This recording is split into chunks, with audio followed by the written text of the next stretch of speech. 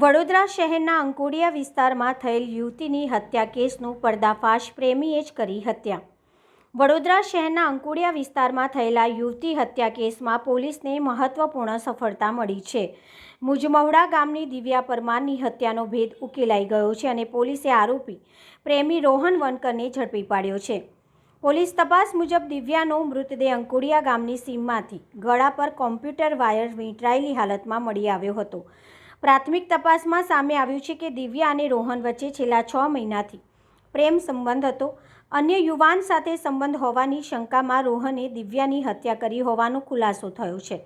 તારીખ 3ના રોજ રોહને દિવ્યાને અંકોડિયા વિસ્તારમાં આવેલા વોટર પાર્ક પાસે મળવા બોલાવી હતી. ત્યાં બંને વચ્ચે ઝઘડો થતાં રોહને ગળા પર વાયર વીંટાળી દિવ્યાની હત્યા કરી અને બાદમાં મૃતદેહને ઝાડીઓમાં ફેંકી ફરાર થઈ ગયો હતો. મૃતક દિવ્યા ખાનગી હોસ્પિટલમાં નોકરી કરતી અને પાર્ટ ટાઈમમાં મહેંદીનું કામ પણ કરતી હતી, જ્યારે આરોપી રોહન મૂળ સંખેડા તાલુકાના કોસિન્દ્રા ગામનો રહેવાસી અને અટલાદરા વિસ્તારમાં આવેલા એક કેફેમાં નોકરી કરતો હતો.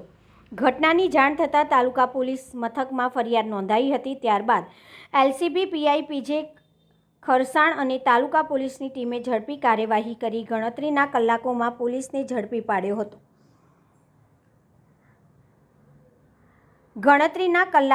આરોપીને ઝડપી પાડ્યો હતો.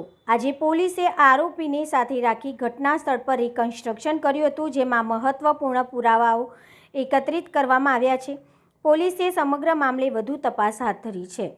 ગઈ 4 મઈ 2026ની રોજ વડોદરા જિલ્લાના વડોદરા તાલુકા પોલીસ સ્ટેશનના આકોડિયા ગામની સીમની અંદર એક અનઆઇડેન્ટિફાઈડ ડેડ બોડી મળેલી હતી. ડેડ બોડીની પોઝિશનને જોઈને પોલીસે લાગ્યું કે આ મર્ડરનો બનાવ છે અને તાત્કાલિક એની અંદર મર્ડરની એક FIR દાખલ થઈ છે. હવે આની અંદર અનઆઇડેન્ટિફાઈડ ડેડ બોડી કોની છે તેને શોધવા માટે અને આનું મર્ડરર કોણ છે તેને શોધવા માટે 2 અલગ અલગ ટીમ્સ બનાવવામાં આવી અને બંને દિશાની અંદર તપાસ હાથ ધરવામાં આવી. CCTV તપાસવામાં આવ્યા. CDR ટાવર ડમ્પ એનાલિસિસ પણ પોલીસ દ્વારા કરવામાં આવ્યું. આ વખતે આ ક્રાઇમની અંદર સીન ઓફ ક્રાઇમ તરફથી એક પોલીસે ચાદર મળી હતી. તે ચાદરની અંદર એક ડીમાર્ટનું બારકોડ લાગેલો હતો, જો કે એકદમ જ નવો લાગતો હતો, જેનાથી એ પોલીસનો અંદાજો આવ્યો કે ભાઈ કદાચ આ ચાદર જો છે તે મર્ડરના 1 કે 2 દિવસ અગાઉ જ ખરીદવામાં આવી હશે. તેને અનુસંધાનમાં લઈને અમે ડીમાર્ટમાંથી 9 જેટલા શકમંદો આઈડેન્ટિફાઈ થયા અને એના CCTV ફૂટેજ પોલીસ દ્વારા બરામદ કરવામાં આવ્યા. પેરેલલી આ જો મરણ જનાર છે તેમની શોધખોળ કરવા માટે પોલીસ દ્વારા ડેડિકેટેડલી તમામ મિસિંગ પર્સન્સ ગુમશુદાની જેટલી પણ વિગતો દાખલ થઈ છે વડોદરા ગ્રામ્યની અંદર, વડોદરા સિટીની અંદર અને આસપાસના જિલ્લાઓની અંદર તેમને 1 to 1 ચેક કરવામાં આવ્યું અને એક શકમંદ દિવ્યા નાગજીભાઈ પરમારની જો ગુમશુદા રિપોર્ટ હતી તેનું ઘણું બધું કેરેક્ટરિસ્ટિક્સ અમારા ડેડ બોડી સાથે મેચ થતો હતો. તેમના પરિવારને સંપર્ક કરાવીને આ ડેડ બોડીની ઓળખાણ થઈ અને એમની ઓળખાણ 25 વર્ષીય દિવ્યા નાગજીભાઈ પરમાર તરીકે થઈ હતી. આ જો વિક્ટિમ છે તે ટેન્ડર કિડની કેર હોસ્પિટલની અંદર રિસેપ્શનિસ્ટ તરીકે કામ કરતી હતી અને એ હોસ્પિટલની સામે જ ટી પોસ્ટની અંદર મેનેજર તરીકે અક્યુઝડ જો કે રોહન નારણભાઈ વનકર છે તે ટી પોસ્ટની અંદર કામ કરતો હતો અને એ બંનેનું ત્યાં એકબીજા સાથે તકરીબન 5-1 મહિના પહેલાં સંપર્ક થયો હતો. તે બંને એકબીજાના ટચમાં હતા અને આ જો અક્યુઝ છે એમને ગયા 15 દિવસથી સતત આ છોકરી સાથે ઝઘડો ચાલતો હતો. અક્યુઝના કહેવા પ્રમાણે એમને આ બીક હતી કે આ છોકરી એમને છોડીને કોઈ બીજા ઇસ્મ સાથે જતી રહેશે.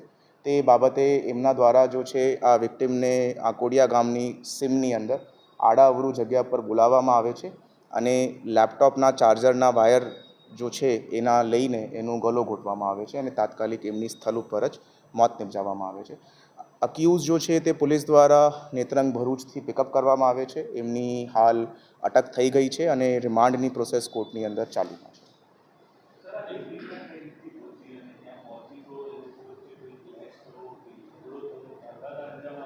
Can you repeat the question? નહીં, એ પોતાના મિત્રને બોલાવવાના કારણે એના સાથે જ જો છે એક જ જુપિટર વ્હીકલ ઉપર બંને ગયા હતા. તે બધાના CCTV ફૂટેજ પણ પોલીસ દ્વારા બરામદ કરવામાં આવ્યો છે અને એ જુપિટર વ્હીકલ ઉપર જ ત્યાં મર્ડર પછી જો છે આ અક્યુઝ જો છે તે છોકરીનો વ્હીકલ લઈને ત્યાંથી જતો રહે છે. સમયથી વડોદરામાં છે અને ગુનાહિત ઇતિહાસ અથવા તો કોઈ બેકગ્રાઉન્ડ આરોપી? જો આરોપી રોહન છે તે મૂળતઃ બોડેલીનો રહેવાસી છે. ગયા 4 વર્ષથી વડોદરા સિટીની અંદર રહે છે અને હાલ પૂરતું ટી પોસ્ટની અંદર મેનેજર તરીકે નોકરી કરે છે. અત્યાર સુધી જો અક્યુઝ છે એનું કોઈ પણ ગુનાહિત ઇતિહાસ કે કોઈ પણ જાતમાં સંઘર્ષમાં આવ્યું હોય એવી રીતેની હકીકત પ્રસ્થાપિત થયેલી નથી.